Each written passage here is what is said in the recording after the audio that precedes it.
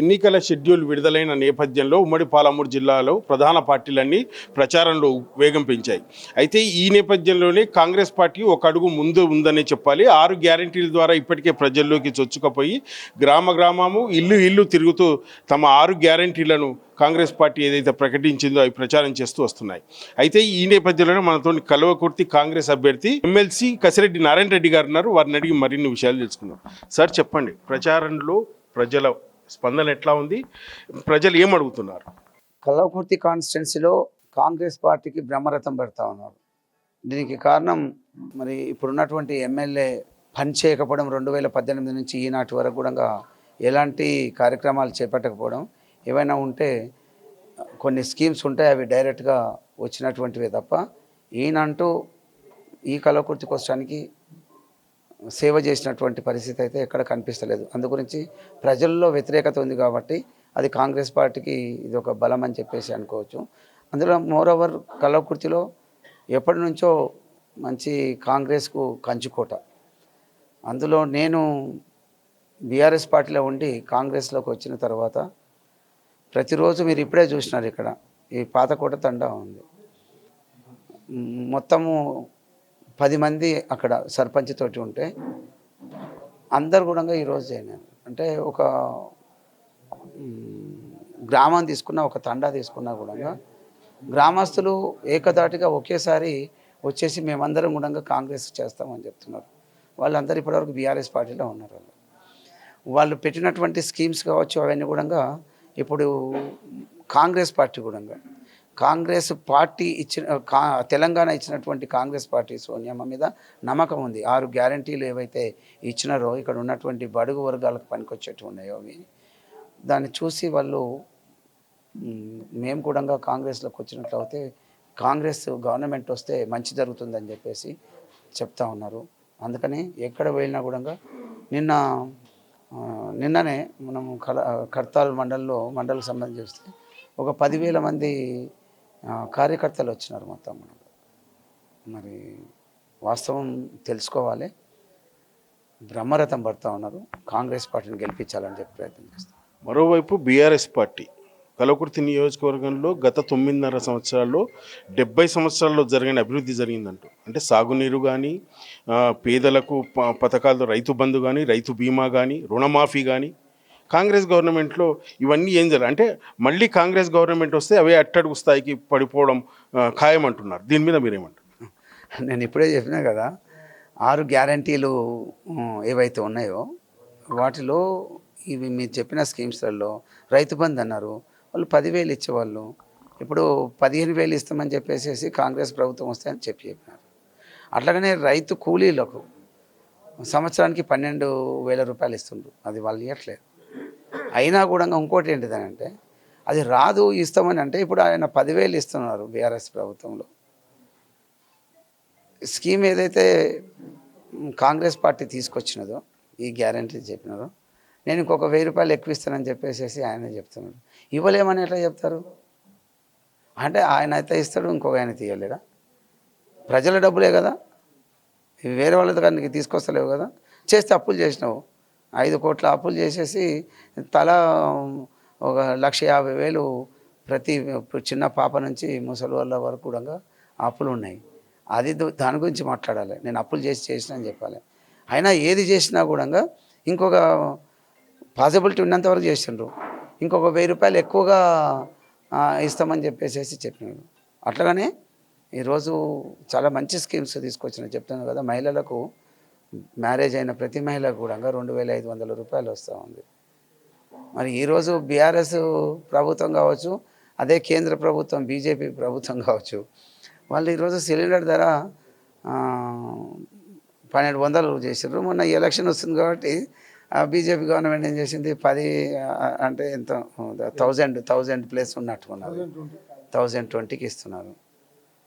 కాంగ్రెస్ ప్రభుత్వం వస్తే 500కి ఇస్తామని చెప్పిండ్రు. వాళ్ళిద్దరు సర్దుకొని 2 ఒకటే, బీఆర్ఎస్ తర్వాత బీజేపీ ఒకటే. వాళ్ళు ఇప్పుడు ఏం చెప్తున్నారంటే మేము కూడా తగ్గిస్తామన్నారు. అరే ఇప్పుడు ఆల్రెడీ గవర్నమెంటే ఉంది కదా, మళ్ళీ ముందు ఇస్తానని చెప్తున్నావు కదా, నమ్ముతానని చెప్తున్నావు కదా నువ్వు. మరి ఇప్పుడు ఇవ్వకపోయినావు ఎందుకు? ఇప్పుడు ఇచ్చి చూపించాల్సింది కదా. ఇప్పుడు ఇవ్వకుండా ముందేం చేస్తావు? ఇంకా వచ్చేసారి మళ్ళీ ఏం చేస్తావు? మళ్ళీ అబద్ధాలు చెప్తారు, మళ్ళీ అదే చేస్తారు. నయవంచన ఇది నయవంచన, పబ్లిక్ను చీట్ చేయడం అంటారు. ఇప్పుడు చేయలేదు. ఈ ప్రభుత్వం వస్తే ఇది ఇస్తామని చెప్పినారు. దీన్ని చూసి ఈ మేనిఫెస్టో విడుదల చేసిన తర్వాత బీఆర్ఎస్ ప్రభుత్వం, బీఆర్ఎస్ పార్టీ మేనిఫెస్టో ఇస్తూ ఉంది. ఇచ్చినారు. ఏంటిది, ఒక 1000 రూపాయలు ఎక్కువనో తక్కువనో చేసేసి ఇవే పెట్టినారు.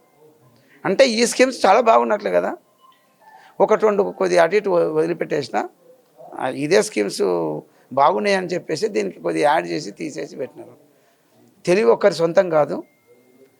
తర్వాత ఇక్కడున్న ఫైనాన్స్ ఏదైతే ఉందో, మనీ జనరేట్ అవుతుంటుందో, అది తెలంగాణకు సంబంధించినది, తెలంగాణ ప్రజలది. అది కాబట్టి ఎవరి సొత్తు కాదు, ఎవరు చేయడం, చెప్పింది చేస్తే బాగుంటుంది. రాజకీయ పార్టీల మీద ఈరోజు నమ్మకం లేకుండా పోతూ ఉంది, చెప్పింది చేయరండి. అందుకే సోనియమ్మ తెలంగాణ ఇస్తానని చెప్పింది, కొట్లాడి ఉంటారు, అందరూ కొట్లాడారు, తెలంగాణ ప్రజలందరూ కలిసి వచ్చారు కేసీఆర్తో. కానీ ఈరోజు తెలంగాణ ఇచ్చినారు, ప్రజలు కూడా ఒకటి ఆలోచన చేస్తూ ఉంటారు. ఏది ఆశించకుండా, అంటే మళ్ళీ గవర్నమెంట్ పోతుందని తెలుసుకొని కూడా ఆ రోజు తెలంగాణ ఇచ్చినారు. ఇప్పుడు ప్రజలలో వచ్చింది, నీళ్ళు, నియామకాలు, ఉద్యోగాలు ఇస్తాం, అవి చేస్తాం, ఇవి చేస్తాం అని చెప్పినారు. సరే, ఉద్యోగం టైంలో ఇదన్నీ చెప్పింటారు. కానీ దాంట్లో ఒక 20% 30% చేయాలి కదా, అవి చేయలేదు. ఈరోజు యువత అంతా రోడ్డు మీద తిరుగుతూ ఉన్నారు. వాళ్ళకి అర్హత ఉంది, ఉన్న గవర్నమెంట్లో ఉన్నటువంటి ఉద్యోగాలన్నీ కూడా ఇంకా ఫిలప్ చేయాలి. ఆ రోజు చెప్పినావు, వాళ్ళు ఇప్పుడు ఈరోజు చెప్తున్నారు అంటే ఆ స్థాయిలో చెప్తా ఉన్నారు.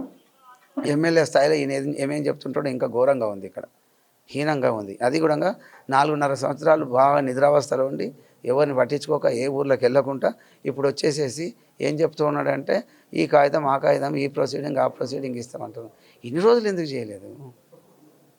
నిరుద్యోగ భృతి ఇస్తామని చెప్పినారు, ఎందుకు ఇవ్వలేదు? ఉద్యోగం రాకపోతే నిరుద్యోగ భృతి ఇస్తామని చెప్పినాం. ఉద్యోగం ఇవ్వలేకపోయినా ఓకే, ఏదో రీజన్ కానీ, మరి నిరుద్యోగ భృతి ఎందుకు ఇవ్వలేదు? కేఎల్ఐ ద్వారా రాబోయే రోజుల్లో 1,50,000 ఎకరాలకు సాగునీరు అందించబోతున్నాం అంటున్నారు ఎమ్మెల్యే. నేను చెప్తున్నాను, ఆయన ఎమ్మెల్యే చెప్తూనే ఉంటాడు, చేతకాని పనులన్నీ చెప్తూనే ఉంటాడు ఆయన. ఒకటి ఏంటంటే 2018 వరకు కేఎల్ఐ ద్వారా నీళ్లు రావడానికి ఆయన ఎమ్మెల్యే లేనప్పుడు ఇక్కడ కాంగ్రెస్ ఎమ్మెల్యే ఉన్నాడు, నేను ఎమ్మెల్సీగా బీఆర్ఎస్ ప్రభుత్వం నుంచే ఉన్నాను.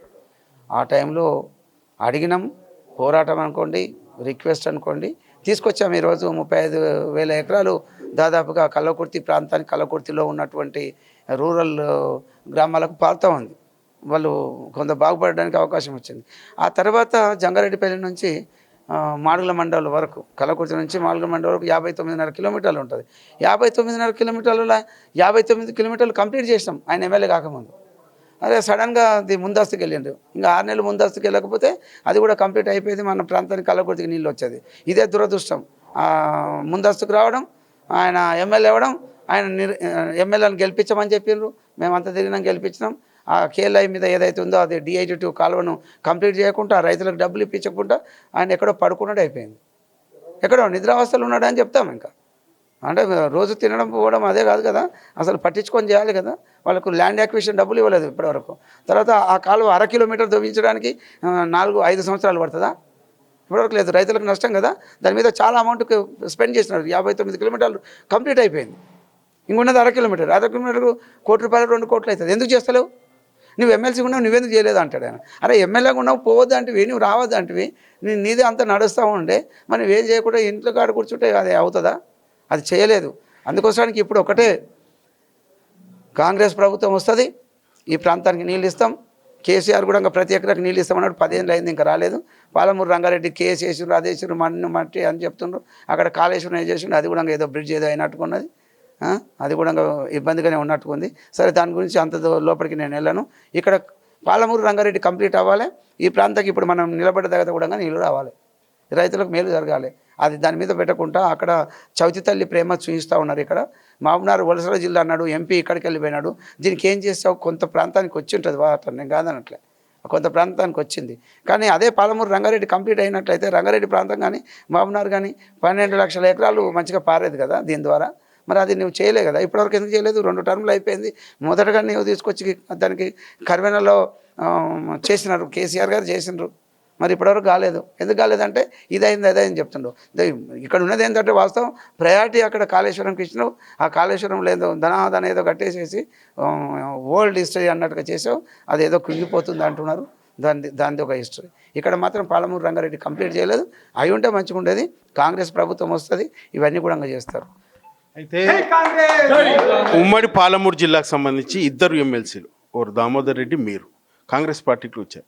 అయితే రానున్న రోజుల్లో ఎట్లా ఉండబోతుంది? ఇప్పుడు ఇద్దరమైనా కూడా కాంగ్రెస్లోకి రావాలనే ఆలోచన లేకుండే. అసలు ఎమ్మెల్యేలు చేస్తామంటుండ్రు, చేయట్లేదు. మేము చేద్దామంటే కుదరదు. వాళ్ళ దగ్గర పాలసీ ఏంటంటే ఆ పార్టీలో ఉన్న పాలసీ ఎమ్మెల్సీస్ ఊరికే కూర్చోవాలి, ఎమ్మెల్యేలు చేయాలంటుండ్రు. వాళ్ళు చేయరు. అమ్మ పెట్టదు అడుగు తినది అని అంటుంటారు. ఈయన చేయడు, ఇంకొని చేయనియడు. కాబట్టి దాని నుంచి వదిలేసేసి ఆ రెస్పెక్ట్ లేదు. రెస్పెక్ట్ లేకుంటే మనం ఉన్నా కూడా కనీసం అక్కడ పనులన్నా జరగాలి, అభివృద్ధి జరగాలి. రెస్పెక్ట్ లేకుంటే ప్రజాప్రతినిధి, ఆయన ప్రజాప్రతినిధి, నేను ప్రజాప్రతినిధి ఉంటుంది. కానీ ఏమాత్రం అభివృద్ధి లేదు. చెప్పుకోవడానికి ఇంకా చెప్పుకుంటూ పోతే ఎందుకు అట్లా వెళ్ళాల్సి వచ్చిందంటే ఇక్కడ 30 పడకల హాస్పిటల్ ఉండేది నేను చిన్నగా ఉన్నప్పుడు. అది ఈరోజు 10 పడకలు చేసిండ్రు. కేసీఆర్ గారు వచ్చిండ్రు, నేను 100-150 పడకలు చేస్తాను. ఈయన అడిగిండ్రు, చెప్పినారు. ఇప్పటివరకు లేదు. మరి అది ఇక్కడ కనిపిస్తుందా? ఉందా? అదే రూఫ్ అంతా కూడా నీళ్లు గారుతూ ఉంది, వర్షాకాలం వస్తే ఇవన్నీ కూడా జరుగుతూ ఉన్నాయి. మరి ఇప్పటివరకు లేదు. ఇది ఇప్పుడు 10 పడకలకు చేసిండ్రు. నైట్ డ్యూటీ డాక్టర్స్ ఉండరు. వ్యవస్థ అంతా పోయినరు. ఎంత ప్రాబ్లం చేసి పెట్టిండ్రు. తర్వాత డిగ్రీ కాలేజ్ ఇస్తామని చెప్పారు. ఇప్పుడు ఒక ప్రొసీడింగ్ తీసుకొచ్చారు. అసలు జూనియర్ కాలేజే గతి లేదు. ఆడ బిల్డింగ్ జూనియర్ కాలేజ్ ఎప్పటి నుంచో నడుస్తూ ఉంది. రైట్, దానికి బిల్డింగ్ లేదు. బిల్డింగ్ కట్టించాలి కదా. నేను చదువుకున్న 9వ తరగతి 10వ తరగతి ఆమన్గల్లో చదువుకున్నా. అదే క్లాస్ రూమ్లలో అందులోనే అడ్జస్ట్ చేసేసి జూనియర్ కాలేజ్ నడిపిస్తుంది. ఎక్కడ ప్రాక్టికల్స్ చేయిస్తావు? ల్యాబ్స్ ఎక్కడ ఉంటాయి? క్లాస్ రూమ్స్ ఎక్కడ ఉన్నాయి? ఇదంతా ఏంది వ్యవస్థ? విద్యా వ్యవస్థను భ్రష్టు పట్టించేసారు. అందుకే కాంగ్రెస్ ప్రభుత్వం వస్తే కొన్ని స్కూల్స్ వాళ్ళు రెసిడెన్షియల్ పెట్టినారు, కానీ దానికి ఇన్ఫ్రాస్ట్రక్చర్ లేదు. ఎక్కడో ఎవడో చేస్తుండే, ఎక్కడెక్కడో నడిపిస్తూ ఉన్నారు. ఈ కళాకృతికి చేసింది ఏం లేదు. కళాకృతిని పూర్తిగా భ్రష్టు పట్టించారు. ఇంకా చెప్పాలంటే పూర్తిగా భ్రష్టు పట్టించారు తప్ప ఏమాత్రం అభివృద్ధి చెందలేదు. ఈరోజు మరి ఇంటర్నేషనల్ స్కూల్స్ ప్రతి మండలికి ఇస్తామని చెప్పినాం కాంగ్రెస్ ప్రభుత్వం వస్తే. దాని ద్వారా ఈరోజు తప్పనిసరిగా బీద కుటుంబాలకు పనికొస్తుంది. అట్లాగనే విద్యా భరోసా కార్డు ఇస్తుంది స్టూడెంట్స్కు. ఫస్ట్ క్లాస్, సెకండ్ క్లాస్ వీళ్ళందరికీ 5 లక్షల విద్యా భరోసా కార్డు ఇస్తుంది. అది బీద కుటుంబాలకు చాలా అవసరం. అదేవిధంగా చాలా మంచి చదువులు చదువుకోవాలనుకునే వాళ్ళకు మరి ఆ టాలెంట్ని చూసి ఇప్పుడు ఇంటర్నేషనల్ స్కూల్స్ కూడా మండల్ లెవెల్లో వస్తూ ఉన్నాయి. సో అది యూస్ఫుల్గా ఉంటుంది. ఆయన చేసిన గురుకుల పాఠశాలల్లో రిక్రూట్మెంట్స్ సరిగ్గా లేక, ఇన్ఫ్రాస్ట్రక్చర్ లేక ఎక్కడో బిల్డింగ్స్ ఎక్కడో పెట్టుకున్నారు. సరే, అది రెసిడెన్షియల్ స్కూల్ ఏడబెడితే ఏముంది అంటే సరే నెలకో 4 నెలలకో ఒకసారి పోతాడు పిల్లడు వస్తుంది. కానీ అది కరెక్ట్ సిస్టంలో ఇంకా వెళ్ళలేదు. దానికి ఆ రిక్రూట్మెంటు, ద ట్రైన్డ్ టీచర్స్ ఎవరైతే ఉందో దాన్ని పూర్తిగా తీసుకురాలేదు. అదంతా తీసుకొచ్చి చేసినట్లయితే నాణ్యమైన విద్యను ఇవ్వడానికి అవకాశం ఉండేది. ఇప్పుడు వీళ్ళ ఏజ్ పోయిన తర్వాత నేర్చుకునేటువంటిది కాదు. ఎప్పటికప్పుడు అది అప్డేట్ చేసుకుంటూ అదే టైంలో ఇది కంప్లీట్ చేసుకోవాల్సిన అవసరం ఉంటుంది. దాన్ని బీఆర్ఎస్ ప్రభుత్వం వదిలేసింది. అందులో ఈ ఎమ్మెల్యే జైపాల్ యాదవ్ పూర్తిగా దాన్ని నాశనం చేసేసిండు, కొంటు పట్టించేసిండు. ఇక్కడ ఇంకా అంతకంటే ఇంకా నేను చెప్పేదే ఉండదు. పాలిటెక్నిక్ కాలేజ్ అని రెవెన్యూ అన్ని గృహలక్ష్మి ఇస్తున్నామని చెప్పారు. అన్ని ప్రొసీడింగ్స్ ఇచ్చి గందరగోళం సృష్టిస్తున్నారు తప్ప వాళ్ళు ఏ స్కీమ్స్ ఇవ్వలేదు, ఏవి ఇవ్వలేదు. నేను చెప్తే బాగుండదు. ఇంకా నేను చెప్పాల్సింది ఒకటే, నేను వస్తున్నాను కాంగ్రెస్ పార్టీ నుంచి. నాకు ఒక అవకాశం వచ్చింది.